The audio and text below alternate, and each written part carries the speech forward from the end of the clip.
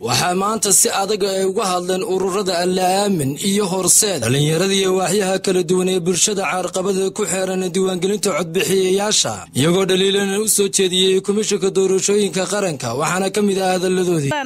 la hadlaynaa komishanka qaranka inaanay suurtagal ahayn in gobolkan Hawd ee xaruntiisu tahay Balligubadle wacyigelintiisa laga maamulo gobol kale oo kuwa dad ah gobol kale intay gobolkoodii meel soo dhigteen kaayaga ay ka shaqeeyaan ma ogolin halkan waxa aan ka jeedinayaa annagoo abahweynta gobolka Hawd degmadiisa Balligubadle dumarka waxa aanu u sheegaynaa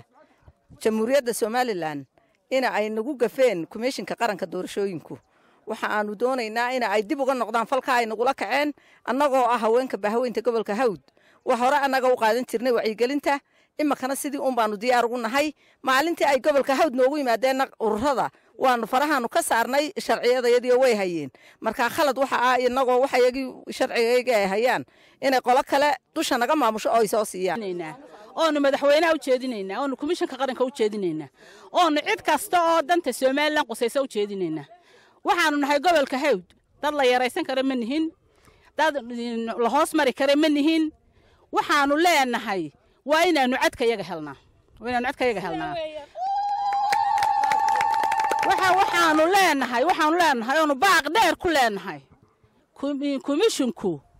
inuu naga xareeyay dokumentiyadii ururada bulshada inuu maalintiina yidhi cid waliba ayada iskale maxay hayday iyada deegaankeeda ka hirgelinaysa wacyigelinta annagu waxaanu dhiibnay waxay naga qaadeen maxay hayday faylashii way naga xareeyeen waxayagoo dhammaystiran ilaa imakana wali wax jawaab ah kama hayno qaar ka mid ah ururada dhalinyarada ayaa dareen ka muujiyay wasaaradda biyaha iyo macdanta iyo komishanka doorashooyinka qaranka oo aan marin habkii wada shaqeyneed ee la lahaayeen ururada deegaankan degmada Balligubadle iyo gobolka Hawd qolada komishanka waxaanu isweydiinay inaanay qoladii xamar ka timid ba